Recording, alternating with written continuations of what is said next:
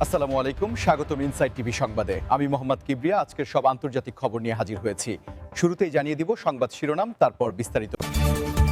আবারও ইরান ও ইসরায়েলের মধ্যে যুদ্ধের আশঙ্কা দেখা দিয়েছে। দুই প্রবল শক্তিধরের মধ্যে যুদ্ধের উপক্রম। তপ্ত পশ্চিম এশিয়া, দ্বিধাবিভক্ত আন্তর্জাতিক মহল। ইউক্রেন যুদ্ধ থামাতে বড় কূটনৈতিক পদক্ষেপ। যুদ্ধ বন্ধে আমেরিকার দ্বিতীয় ধাপ ঘোষণার মাঝেই গাজায় বোমাবর্ষণ। ভয়াবহ যুদ্ধের প্রস্তুতি নিচ্ছে ইসরায়েল, অস্ত্র পাঠাচ্ছে যুক্তরাষ্ট্র, জার্মানি। আসসালামু আলাইকুম, স্বাগতম জানাচ্ছি ইনসাইড টিভি সংবাদে। আমি মোহাম্মদ কিবরিয়া। এতক্ষণ শুনছিলেন সংবাদ শিরোনাম, এবার বিস্তারিত। এই বিষয়ে আপনার মতামত কমেন্টে জানান এবং যুদ্ধের সব আপডেট আগে পেতে চ্যানেলটি সাবস্ক্রাইব করে যাবেন। আন্তর্জাতিক রাজনীতির উত্তপ্ত কড়াই আবারও ফুটতে শুরু করেছে, কারণ আবারও ইরান ও ইসরায়েলের মধ্যে সরাসরি যুদ্ধের একটি তীব্র আশঙ্কা দেখা দিয়েছে, যা বিশ্বজুড়ে নতুন করে উদ্বেগের জন্ম দিচ্ছে এবং এই পরিস্থিতি সাধারণ মানুষের মনেও ভীতি সঞ্চার করেছে। সাম্প্রতিক সময়ে মধ্যপ্রাচ্যের ভূ রাজনীতিতে যে ধরনের অস্থিরতা লক্ষ্য করা যাচ্ছে, তাতে সামরিক বিশ্লেষকরা মনে করছেন যে এই দুই চিরশত্রু দেশের মধ্যে উত্তেজনা এবার হয়তো আর শুধুমাত্র কথার লড়াই বা প্রক্সি যুদ্ধের মধ্যে সীমাবদ্ধ থাকবে না, বরং তা একটি পূর্ণাঙ্গ সংঘাতের রূপ নিতে পারে। আমরা গত কয়েক সপ্তাহ ধরে লক্ষ্য করছি যে উভয় পক্ষের শীর্ষ পর্যায় থেকে পাল্টাপাল্টি হুঙ্কার এবং হুঁশিয়ারি দেওয়া হচ্ছে, যেখানে একে অপরের উপর হামলার সুনির্দিষ্ট হুমকিও বাদ যাচ্ছে না।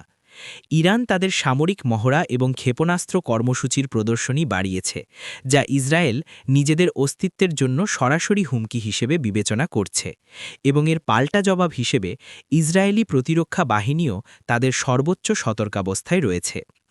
বিষয়টি শুধুমাত্র এই দুটি দেশের সীমান্তের মধ্যেই সীমাবদ্ধ নেই, বরং এর প্রভাব পড়ছে গোটা অঞ্চলের নিরাপত্তার ওপর, কারণ এই উত্তেজনার ফলে পারস্য উপসাগরীয় এলাকায় তেল পরিবহন এবং আন্তর্জাতিক বাণিজ্যের পথগুলোও হুমকির মুখে পড়তে পারে। আপনারা জানেন যে বিশ্ব অর্থনীতি এখন এমনিতেই একটি নাজুক অবস্থার মধ্য দিয়ে যাচ্ছে। তার ওপর যদি নতুন করে এই সংঘাত দানা বাঁধে, তবে জ্বালানি তেলের দাম আকাশচুম্বী হতে পারে, যার সরাসরি প্রভাব পড়বে আমাদের মতো সাধারণ মানুষের পকেটে। সোশ্যাল মিডিয়ায় এবং আন্তর্জাতিক সংবাদ মাধ্যমগুলোতে এই বিষয়টি নিয়ে তুমুল আলোচনা হচ্ছে, এবং অনেকেই আশঙ্কা করছেন যে একটি ভুল পদক্ষেপ বা মিসক্যালকুলেশন পুরো মধ্যপ্রাচ্যকে একটি দীর্ঘমেয়াদী যুদ্ধের দিকে ঠেলে দিতে পারে। তবে কূটনৈতিক মহলে এখনও আশা জিয়ে আছে যে হয়তো আন্তর্জাতিক সম্প্রদায়ের চাপে উভয় পক্ষ সংযত আচরণ করবে, কিন্তু মাঠ পর্যায়ের বাস্তবতা এবং দুই দেশের সামরিক প্রস্তুতির খবর সেই আশার প্রদীপে কিছুটা হলেও ভাটার টান দিচ্ছে। এই পরিস্থিতিতে আমাদের সবাইকে সজাগ দৃষ্টি রাখতে হবে পরবর্তী ঘটনা প্রবাহের দিকে, কারণ এই সংঘাতের ঢেউ যে কোনো সময় বিশ্ব রাজনীতির মোড় ঘুরিয়ে দিতে পারে। বন্ধুরা, আপনারা কি মনে করেন, এই উত্তেজনা কি শেষ পর্যন্ত যুদ্ধে গড়াবে, নাকি কূটনৈতিক টেবিলে সমাধান আসবে? কমেন্ট সেকশনে আপনাদের মতামত অবশ্যই জানাবেন। পশ্চিম এশিয়ার আকাশ এখন বারুদের গন্ধে ভারী হয়ে উঠেছে এবং পরিস্থিতি এমন এক পর্যায়ে পৌঁছেছে যে দুই প্রবল শক্তিধরের মধ্যে যুদ্ধের উপক্রম তৈরি হয়েছে, যার ফলে আন্তর্জাতিক মহল এখন স্পষ্টভাবে দ্বিধাবিভক্ত হয়ে পড়েছে। আমরা যখন তপ্ত পশ্চিম এশিয়া শব্দটা ব্যবহার করি, তখন বুঝতে হবে যে এখানে শুধুমাত্র ইরান বা ইসরায়েল নয়, বরং লেবানন, সিরিয়া, ইয়েমেন এবং ইরাকের মতো দেশগুলোর রাজনৈতিক অস্থিরতাও এই আগুনে ঘি ঢালছে।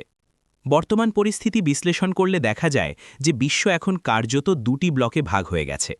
একদিকে মার্কিন যুক্তরাষ্ট্র এবং ইউরোপীয় ইউনিয়ন ইসরায়েলের নিরাপত্তার পক্ষে অটুট সমর্থন দিয়ে যাচ্ছে, অন্যদিকে রাশিয়া এবং চীন মধ্যপ্রাচ্যের ভারসাম্য রক্ষার কথা বলে ইরানের প্রতি তাদের প্রচ্ছন্ন বা প্রত্যক্ষ সমর্থন বজায় রাখছে। এই দ্বিধাবিভক্তি জাতিসংঘর মতো আন্তর্জাতিক সংস্থাগুলোর কার্যকারিতাকে প্রশ্নের মুখে ঠেলে দিচ্ছে, কারণ নিরাপত্তা পরিষদে কোনো একটি প্রস্তাব পাশ করতে গেলেই ভেটো ক্ষমতার প্রয়োগে তা আটকে যাচ্ছে, যার ফলে শান্তি প্রতিষ্ঠার উদ্যোগগুলো বারবার ব্যর্থ হচ্ছে। পশ্চিম এশিয়ার এই উত্তেজনা যদি নিয়ন্ত্রণের বাইরে চলে যায়, তবে তা তৃতীয় বিশ্বযুদ্ধের মতো ভয়াবহ পরিস্থিতির জন্ম দিতে পারে কিনা তা নিয়ে বিশেষজ্ঞ মহলে চলছে চুলচেরা বিশ্লেষণ। আপনারা লক্ষ্য করবেন যে এই অঞ্চলের দেশগুলো এখন নিজেদের সামরিক বাজেট বাড়াতে শুরু করেছে এবং নতুন নতুন জোট তৈরির চেষ্টা করছে। যা একটি বড় ধরনের যুদ্ধের পূর্বলক্ষণ হিসেবেই বিবেচিত হয়। আন্তর্জাতিক মহলের এই বিভক্তি সাধারণ মানুষের জন্য সবচেয়ে ভয়ের কারণ যখন পরাশক্তিরা একমত হতে পারে না, তখন ছোট দেশগুলো বা সাধারণ নাগরিকরা সেই সংঘাতের প্রধান শিকারে পরিণত হয়। এছাড়া এই অঞ্চলের অস্থিরতা ধর্মীয় এবং সাম্প্রদায়িক সম্প্রীতির ওপরও নেতিবাচক প্রভাব ফেলছে, যা গ্লোবাল ভিলেজের এই যুগে অত্যন্ত দুঃখজনক। তবে আশার কথা হল, কিছু নিরপেক্ষ দেশ এবং সংস্থা এখনও বিবাদমান পক্ষগুলোকে আলোচনার টেবিলে আনার চেষ্টা চালিয়ে যাচ্ছে। যদিও সেই প্রচেষ্টা কতটা সফল হবে তা সময়ই বলে দেবে। এই জটিল ভূরাজনৈতিক সমীকরণে পশ্চিম এশিয়া কি শান্ত হবে নাকি আগুনের লেলিহান শিখা আরও ছড়িয়ে পড়বে, সেটাই এখন দেখার বিষয়। এই বিষয়ে আপনাদের কোনো প্রশ্ন বা পর্যবেক্ষণ থাকলে আমাদের জানাতে ভুলবেন না, কারণ আপনাদের প্রতিটি মতামত আমাদের কাছে অত্যন্ত গুরুত্বপূর্ণ। ইউরোপের বুকে চলমান রক্তক্ষয়ী সংঘাতের অবসান ঘটাতে এবার ইউক্রেন যুদ্ধ থামাতে বড় ধরনের কূটনৈতিক পদক্ষেপ নেওয়া হচ্ছে, যা দীর্ঘ সময় ধরে চলা এই যুদ্ধের মোড় ঘুরিয়ে দিতে পারে বলে আন্তর্জাতিক সম্পর্ক বিশ্লেষকরা মনে করছেন। আমরা গত প্রায় 2 বছর ধরে দেখেছি কিভাবে এই যুদ্ধ হাজার হাজার মানুষের প্রাণ কেড়ে নিয়েছে, কোটি কোটি মানুষকে বাস্তুচ্যুত করেছে এবং বিশ্ব অর্থনীতিতে ভয়াবহ ধস নামিয়েছে। কিন্তু এখন মনে হচ্ছে বিশ্বনেতারা এই ধ্বংসলীলা থামাতে সত্যিই একটি কার্যকরী সমাধানের পথ খুঁজছেন। সাম্প্রতিক খবর অনুযায়ী বেশ কয়েকটি প্রভাবশালী দেশ এবং আন্তর্জাতিক মধ্যস্থতাকারীরা গোপনে এবং প্রকাশ্যে উভয় পক্ষের সাথে যোগাযোগ স্থাপন করেছে, যার মূল লক্ষ্য হল একটি সম্মানজনক যুদ্ধবিরতি চুক্তি স্বাক্ষর করা। এই কূটনৈতিক পদক্ষেপের পেছনে মূল কারণ হিসাবে দেখা হচ্ছে যুদ্ধের ক্লান্তি বা ওয়ার ফ্যাটিগ। কারণ একদিকে যেমন রাশিয়ার ওপর অর্থনৈতিক নিষেধাজ্ঞার চাপ বাড়ছে, অন্যদিকে পশ্চিমা দেশগুলো ইউক্রেনকে অনির্দিষ্টকালের জন্য অস্ত্র এবং অর্থ সহায়তা দিয়ে যেতে হিমশিম খাচ্ছে। এই পরিস্থিতিতে একটি কূটনৈতিক সমাধানই একমাত্র পথ হিসাবে বিবেচিত হচ্ছে, যেখানে উভয় পক্ষকে হয়তো কিছু ছাড় দিতে হতে পারে। বিশেষ করে খাদ্য নিরাপত্তা বা গ্রেইন ডিল নিয়ে যে সংকট তৈরি হয়েছিল, তা সমাধানের জন্য তুরস্ক এবং জাতিসংঘের ভূমিকা আমরা আগেই দেখেছি, এবং এবার হয়তো আরও বড় পরিসরে শান্তি আলোচনার আয়োজন করা হতে পারে। তবে এই শান্তি প্রক্রিয়ার পথে এখনও অনেক বাধা রয়েছে, কারণ আঞ্চলিক অখণ্ডতা এবং সার্বভৌমত্বের প্রশ্নে ইউক্রেন ও রাশিয়ার অবস্থান সম্পূর্ণ বিপরীতমুখী। তবুও যখন বড় শক্তিগুলো কূটনৈতিক তৎপরতা বাড়ায়, তখন আশার আলো দেখা যায়, এবং আমরাও আশা করছি যে শিগগিরই হয়তো বন্দুকের গর্জন থামবে এবং আলোচনার মাধ্যমে সমস্যার সমাধান হবে। এই যুদ্ধ আমাদের শিখিয়েছে যে আধুনিক যুগে যুদ্ধের ফলাফল কারোর জন্যই মঙ্গলজনক নয়, বরং তা প্রজন্মের পর প্রজন্মকে পঙ্গু করে দেয়। আপনারা যারা নিয়মিত আমাদের ভিডিও দেখেন, তারা জানেন আমরা সব সময় শান্তির পক্ষে কথা বলি। তাই এই কূটনৈতিক উদ্যোগ সফল হোক, এটাই আমাদের এবং সারা বিশ্বের কাম্য। এই বিষয়ে কোনো আপডেট আসামাত্রই আমরা আপনাদের জানাবো, তাই আমাদের চ্যানেলটি সাবস্ক্রাইব করে বেল আইকনটি প্রেস করে রাখুন।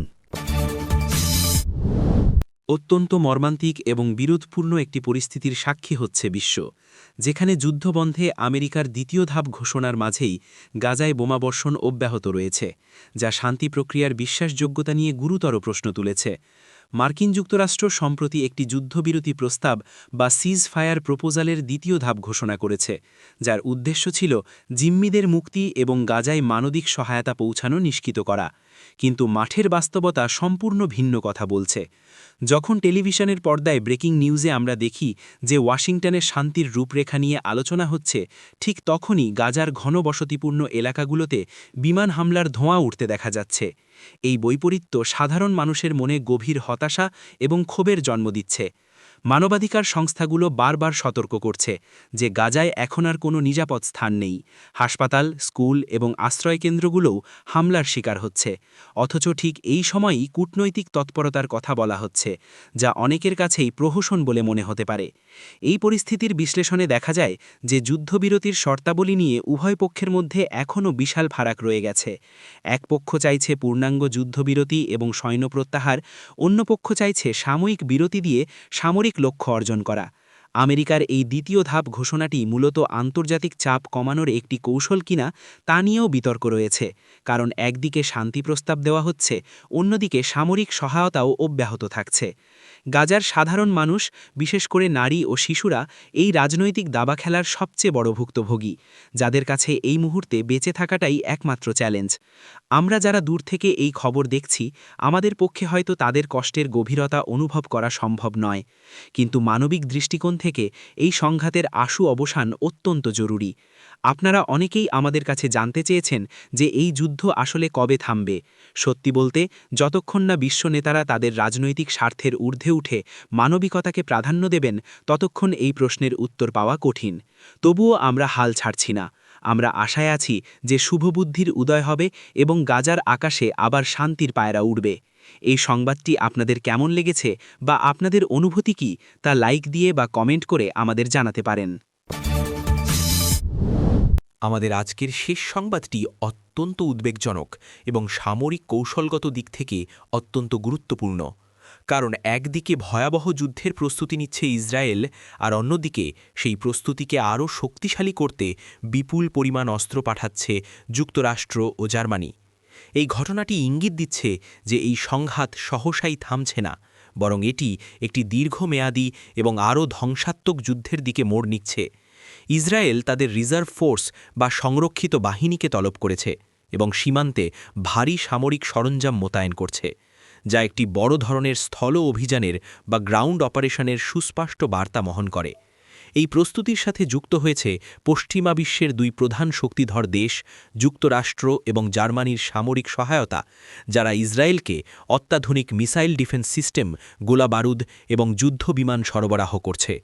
জার্মানি এবং যুক্তরাষ্ট্রের এই অস্ত্র পাঠানোর সিদ্ধান্ত আন্তর্জাতিক রাজনীতিতে নতুন বিতর্কের জন্ম দিয়েছে, কারণ একদিকে তারা শান্তির কথা বলছে, অন্যদিকে তারা একটি পক্ষকে সামরিকভাবে শক্তিশালী করে যুদ্ধের আগুনকে আরও উস্কে দিচ্ছে কিনা সেই প্রশ্নও উঠছে। বিশ্লেষকরা মনে করছেন এই অস্ত্র সরবরাহ মূলত শক্তির ভারসাম্য বজায় রাখা এবং ইসরায়েলের নিরাপত্তা নিশ্চিত করার জন্য করা হচ্ছে, কিন্তু এর ফলে প্রতিপক্ষও তাদের মিত্রদের কাছ থেকে আরও বেশি অস্ত্র সংগ্রহের চেষ্টা করবে, যা পুরো অঞ্চলকে একটি অস্ত্রের গুদামে পরিণত করতে পারে। আধুনিক যুদ্ধের এই প্রস্তুতি শুধুমাত্র সামরিক বাহিনীর মধ্যেই সীমাবদ্ধ থাকে না, এর সাথে সাইবার যুদ্ধ বা সাইবার ওয়ারফেয়ার এবং তথ্যযুদ্ধের বিষয়গুলো জড়িত থাকে, যা ইসরায়েল এখন জোরসোরে শুরু করেছে। এই ধরনের ভয়াবহ যুদ্ধের প্রস্তুতি দেখে বোঝা যায় যে আগামী দিনগুলো মধ্যপ্রাচ্যের জন্য অত্যন্ত কঠিন হতে যাচ্ছে এবং এর মানবিক বিপর্যয় হবে কল্পনাতীত। আমরা এই পরিস্থিতির ওপর কড়া নজর রাখছি এবং প্রতিটি মুহূর্তের আপডেট আপনাদের সামনে তুলে ধরার চেষ্টা করছি। বন্ধুরা, আজকের এই বিস্তারিত আলোচনার পর আপনাদের কি মনে হয়? অস্ত্র পাঠিয়ে কি শান্তি আনা সম্ভব, নাকি এটি শুধুমাত্র ধ্বংসই ডেকে আনে? আপনাদের মূল্যবান মতামত আমাদের কমেন্ট বক্সে জানান, আর ভিডিওটি ইনফরমেটিভ মনে হলে বন্ধুদের সাথে শেয়ার করতে ভুলবেন না। আজকের মতো এখানেই শেষ করছি। দেখা হবে আগামী ভিডিওতে নতুন কোনো খবরের বিশ্লেষণ নিয়ে। ততক্ষণ পর্যন্ত সবাই ভালো থাকুন, সুস্থ থাকুন এবং সত্যের সাথেই থাকুন। ধন্যবাদ।